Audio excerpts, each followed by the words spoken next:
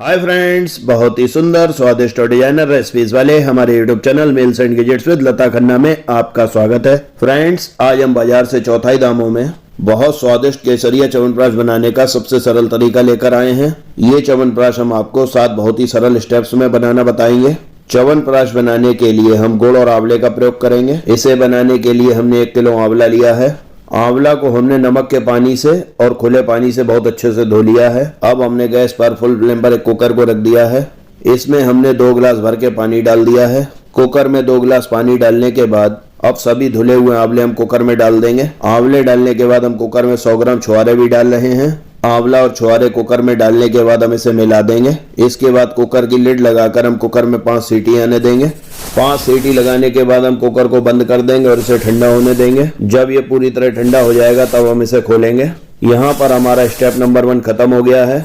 अब हम step number 2 पर आते हैं। सेकंड स्टेप में हमने कुछ घरेलू मसाले लिए हैं जो हर घर में मिलते हैं। इन मसालों को हम मिक्सी के ग्राइंडर जार में डालकर पीस लेंगे। यहाँ पर हमने 2 टेबल स्पून काली मिर्च, 7-8 तेज पत्ता, 1 टेबल स्पून लौंग, 2 टुकड़ों में टूटी हुई जावित्री, 2 बड़ी इलायची, 5 ग्राम काली पीपली, 10 छोटी इलायची, 1 टीस्पून पिसी हुई छोटी हर, 10 ग्राम वंशलोचन, 1 टेबल स्पून मोटी सौंफ, 6 पीस दालचीनी के छोटे टुकड़ों में तोड़कर और 1 जायफल छोटे टुकड़ों में कूट कर लिया है। ये मसाले हम तोड़कर कूट कर इसलिए डाल रहे हैं ताकि हमारी मिक्सी पर एक्स्ट्रा प्रेशर ना पड़े। इन मसालों को ग्राइंडर जार में डालकर हमने पीस लिया है। देखिए हमारे मसाले पिस गए हैं। अब हम इन्हें स्ट्रेनर में डालकर छान लेंगे। इन मसालों को स्ट्रेनर में छानने के बाद स्ट्रेनर में जो मोटा पार्ट बचा है उस मोटे पार्ट को हम संभाल कर रख लेंगे। देखिए हमने मोटा पार्ट अलग रख दिया है। छने हुए मसाले को भी हम ढककर रख देंगे। अब हम स्टेप नंबर 3 पर आते हैं।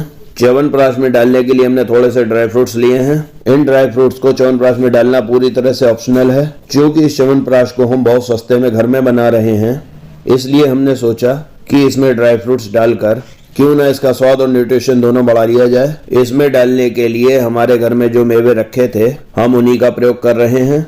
हमने 50 ग्राम बादाम, 50 ग्राम काजू और 50 ग्राम खसखस को लेकर इसे मिक्सी के ग्राइंडर जार में डालकर पीस लिया है। ड्राई फ्रूट्स हमें बहुत बारीक नहीं पीसने हैं। दरदरा पीसने की वजह से च्यवनप्राश खाते समय जब ड्राई फ्रूट्स के चंक्स मुंह में आएंगे तो इसका स्वाद बहुत ही औसम लगेगा। अब हम स्टेप नंबर 4 की तरफ चलते हैं। हमारा कुकर ठंडा हो चुका है। हम कुकर को खोलकर इसमें से आंवले और छुहारों को निकाल लेंगे।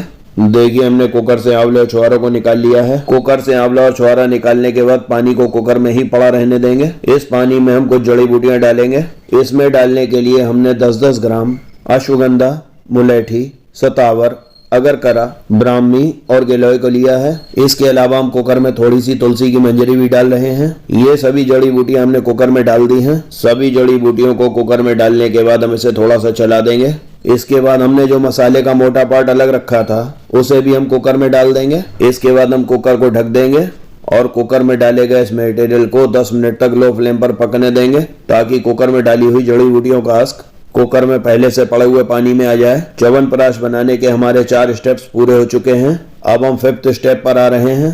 इस स्टेप में हम कुकर से निकाले हुए सभी आंवला और छुहारों की गुठली निकाल लेंगे। क्योंकि ये आंवला और छुहारा बहुत अच्छे से उबले हुए हैं इसलिए इनकी गुठली बहुत आसानी से निकल रही है। देखिए हम बहुत ही आसानी से उबले हुए आंवले और छुहारे से इसकी गुठली को निकाल कर अलग कर रहे हैं। खाली पेट 1 चम्मच च्यवनप्राश खाने से इम्यूनिटी तो बढ़ती ही है, डाइजेशन सही होता है। इसे खाने से जोड़ों का दर्द और सर्दी जुकाम खांसी पास नहीं फटकते हैं। हमने सभी आंवले और छुहारे से इसकी गुठली को निकालकर इसके गूदे को अलग कर लिया है। कुकर के पानी को पकते हुए 10 मिनट हो चुके हैं। अब हम इसे स्ट्रेनर में डालकर छान लेंगे।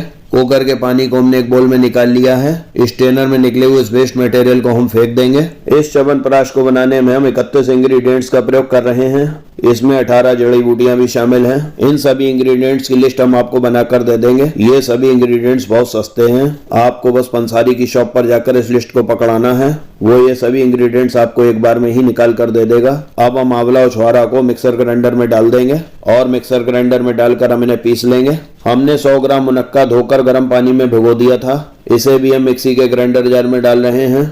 मुनक्के का बचा हुआ पानी हम जड़ी बूटियों वाले पानी में डाल देंगे और इसके बाद इस पानी को थोड़ा थोड़ा करके हम ग्राइंडर जार में डालकर आंवला, मुनक्का और छुहारे को पीस लेंगे। हमें इसमें बहुत ज्यादा पानी नहीं डालना है। हम ग्राइंडर जार में केवल इतना पानी डालेंगे ताकि बस इस मटेरियल का एक पेस्ट बन जाए। देखिए हमने फर्स्ट बैच का आंवला छुहारा मुनक्का पीस लिया है। इसी सेम प्रोसेस से हम थोड़ा थोड़ा पानी डालकर पूरे आंवला छुहारा और मुनक्के को पीसकर इसका पेस्ट तैयार कर लेंगे। अब हम स्टेप नंबर 6 पर आते हैं। हमने थोड़ी सी मीठी नीम, थोड़ी सी तुलसी की पत्ती और 125 ग्राम अदरक ली है। इन तीनों चीजों को हम मिक्सर ग्राइंडर में डालकर पीस लेंगे। अदरक को हम जार में काटकर इसलिए डाल रहे हैं ताकि ये बहुत आसानी से पिस जाए। देखिए हमने मीठी नीम, तुलसी की पत्ती, अदरक को पीस लिया है। अब इस पिसे मटेरियल को भी हम आंवले के पेस्ट में डाल देंगे और इसे ढककर रख देंगे। अब हम अपने लास्ट और 7th स्टेप पर आ गए हैं। यहाँ पर हमने गैस पर एक पैन को रख दिया है। इस पैन में हमने 1/4 कप तिल का तेल डाल दिया है। इसके अलावा हम पैन में 1/4 कप शुद्ध देशी घी भी डाल रहे हैं। ये देशी घी गाय का हो तो बहुत ही ज्यादा अच्छा है। पैन में पड़ा हुआ ये देशी घी जब मेल्ट हो जाएगा तब हम इसमें आंवला और अदरक का पेस्ट डाल देंगे। देखिए हम पैन में आंवला और अदरक का पेस्ट डाल रहे हैं। अभी तक हमारी गैस की फ्लेम फुल थी। अब इस फ्लेम को हम मीडियम कर देंगे। अब इस मटेरियल को हम 15 मिनट तक मीडियम फ्लेम पर चलाते हुए पकाएंगे।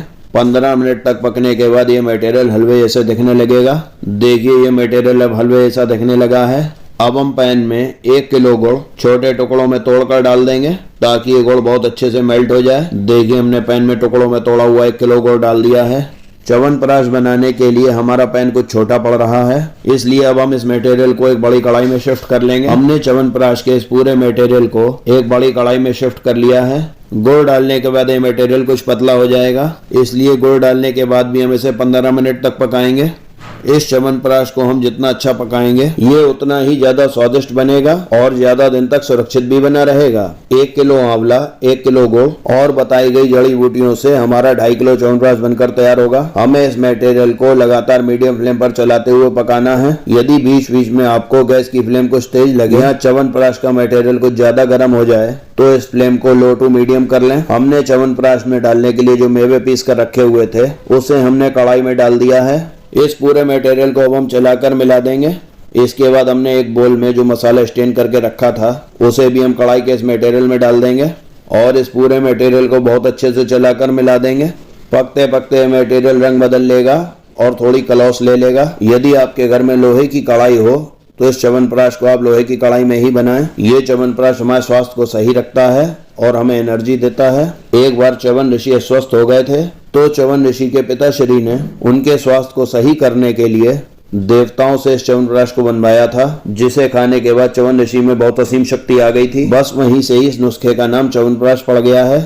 पकते पकते इसका कलर बदल गया है और ये हलवे जैसा दिख रहा है। देखिए पकते पकते अब इसका कलर और डार्क हो गया है। अब हम इसमें 1/4 कप शहद डाल देंगे। हमने कढ़ाई के मटेरियल में 1/4 कप शहद डाल दिया है। इस शहद को हम पूरे च्यवनप्राश में बहुत अच्छे से चलाकर मिला देंगे। अब इस च्यवनप्राश को केसरिया च्यवनप्राश बनाने के लिए हम इसमें कुछ धागे केसर के भी डाल देंगे और इसे बहुत अच्छे से चलाकर मिला देंगे। हमारा बहुत ही टेस्टी स्वास्थ्यवर्धक केसरिया च्यवनप्राश अब बनकर तैयार हो चुका है।